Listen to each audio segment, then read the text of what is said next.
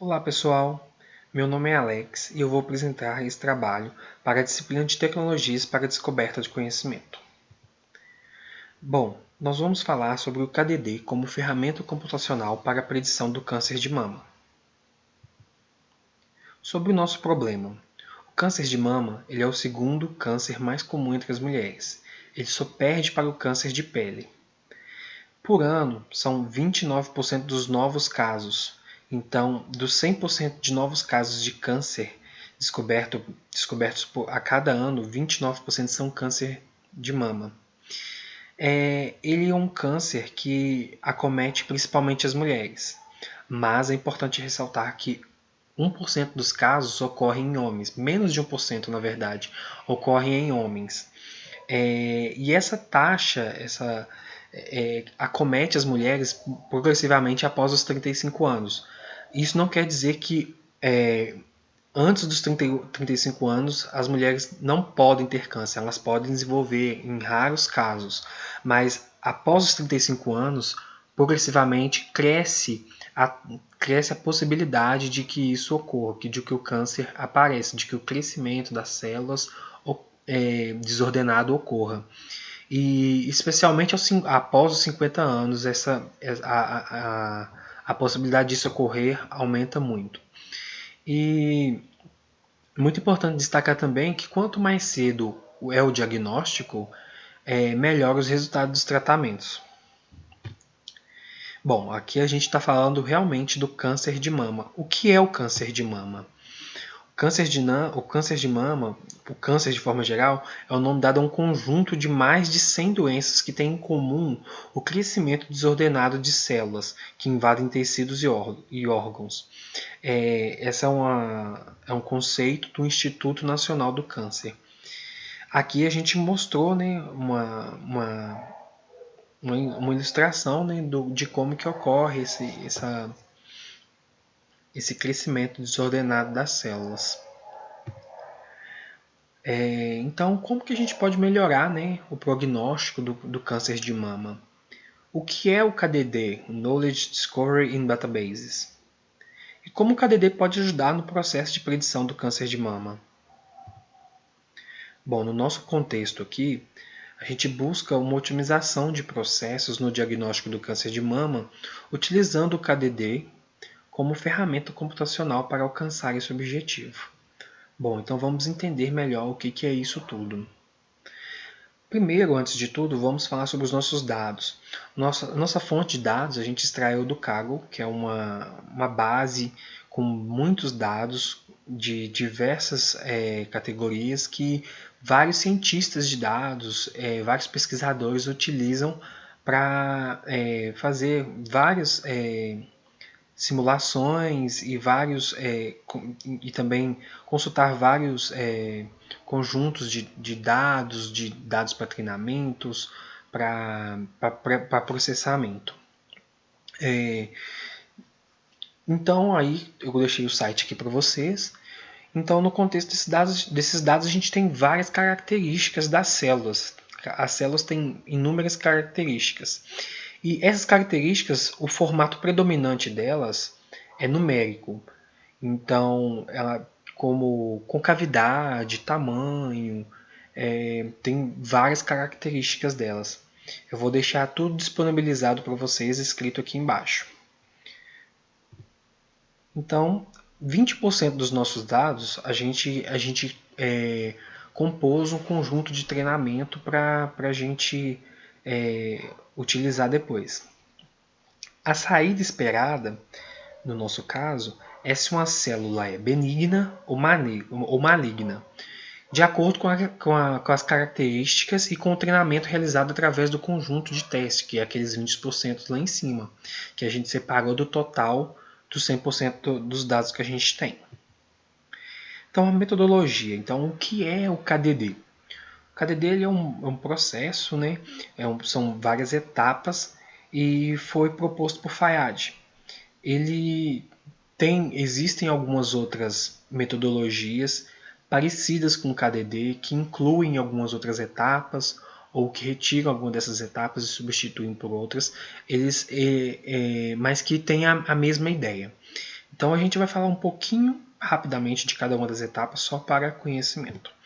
Então, na parte da seleção, a gente define como que vai criar o conjunto de dados-alvo e com foco no subconjunto do mesmo que será trabalhado. Ou seja, nessa parte a gente seleciona nosso conjunto de treinamento para a gente ensinar, né, entre aspas, a máquina como que ela vai reconhecer os outros dados. Essa parte a gente vai fazer escolher uma parte dos dados para treinar o que vai ocorrer com os demais dados.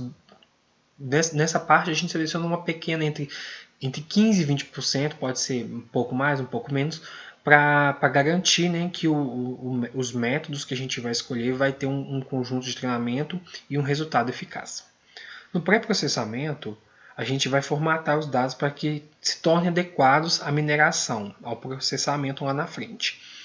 Um exemplo seria a remoção dos outliers ou a escolha da melhor estratégia para manipular os dados ausentes. Ou seja, às vezes, nos dados que você obtém, tem alguma coluna lá que tem uma característica ou tem alguma informação que não vai te ajudar e ela só vai ocupar espaço ali, vai fazer seu processamento demorar um pouco mais, então a gente pega e retira, ou através do software que você usar, você pode pular aquela coluna, aquela característica, porque ela não é importante para o seu processamento.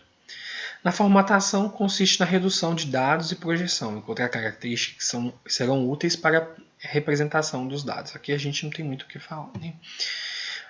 Na mineração de dados, a gente seleciona os métodos a serem utilizados para o descobrimento de padrões nos dados. Seguida da busca por padrões de interesse particular, buscando o melhor ajuste de algoritmos de mineração para a tarefa. Então aqui é quando a gente seleciona os vários métodos existentes. Geralmente os softwares que fazem a mineração de dados eles já disponibilizam alguns métodos lá, mas existem métodos diferentes dependendo do seu conjunto de dados.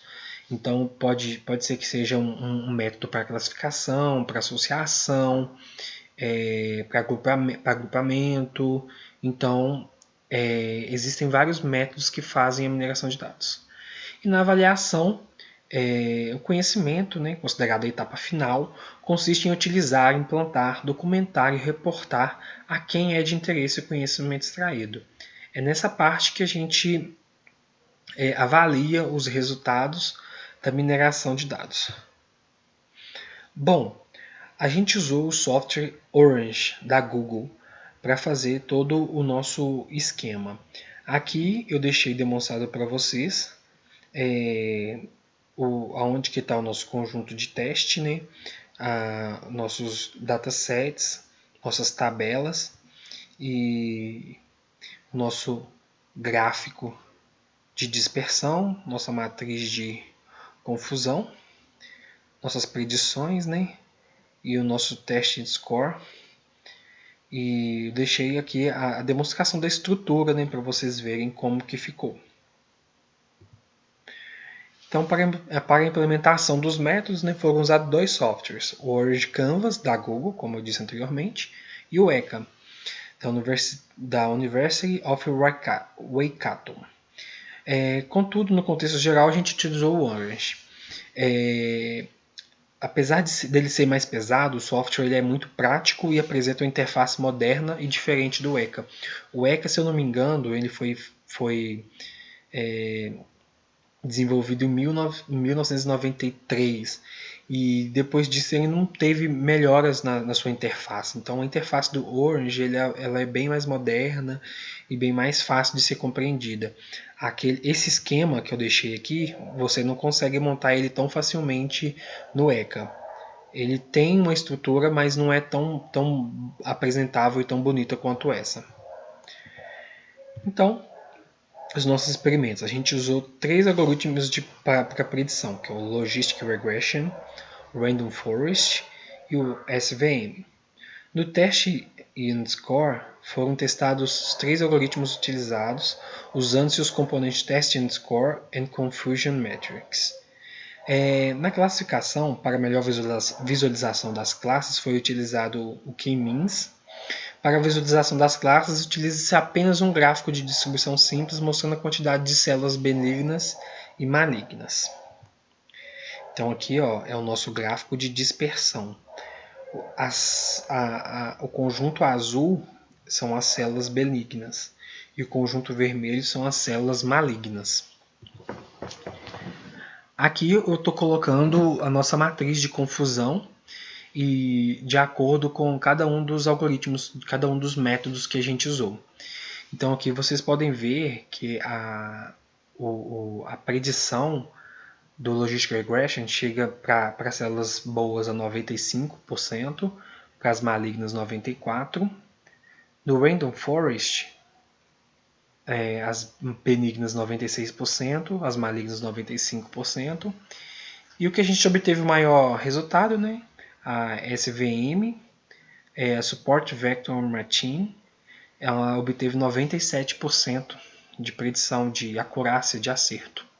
Então ela obteve nosso melhor resultado.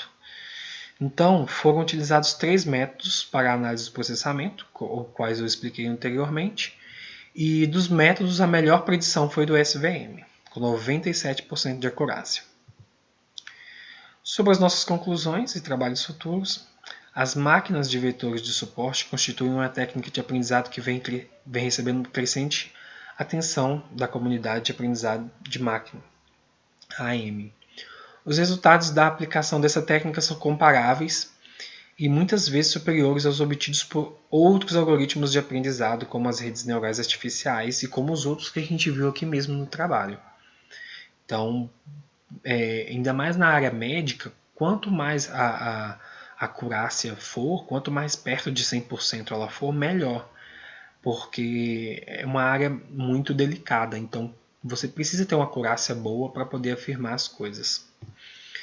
É possível encontrar exemplos de aplicações de sucesso em diversos domínios, como na categorização de textos, na análise de imagens e em bioinformática. Foi possível predizer se uma célula é benigna ou maligna com uma acurácia entre 94% e 97% de acerto, dependendo do algoritmo utilizado. A gente deixou bem claro, né? A gente deixou os outros métodos usados aqui, mas o SVM ele foi o que chegou mais perto, que foi 97%, que é uma taxa muito boa.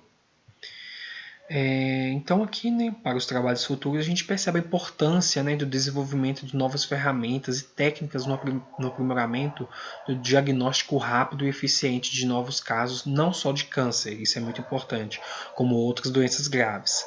É evidente que com a evolução da tecnologia, cada vez mais novas soluções computacionais voltadas para a área médica serão implementadas e usadas em benefício da saúde e do desenvolvimento humano e animal. A gente já está vivendo isso, né? A gente precisa que novas ferramentas que melhorem a nossa saúde, a nossa condição, né, humana. A gente precisa que surjam novas ferramentas que nos ajudem. E isso vem acontecendo e várias empresas ao redor do mundo influenciam o desenvolvimento dessas ferramentas, né? Elas fazem muito desafios, principalmente para os jovens que estão estudando, que estão desenvolvendo novas tecnologias. Aqui eu deixei algumas referências, né, que eu considero as mais importantes. E vou deixar o link dos dados e vou deixar um link aqui também na descrição para todos vocês que quiserem executar, né, baixar o Orange e visualizar o nosso projeto, porque para vocês terem uma noção de como funciona, de como que é tudo. Bom, se tiver alguma dúvida, comenta aqui embaixo que eu vou me esforçar para responder todo mundo, combinado? Bom, obrigado galera, um abraço.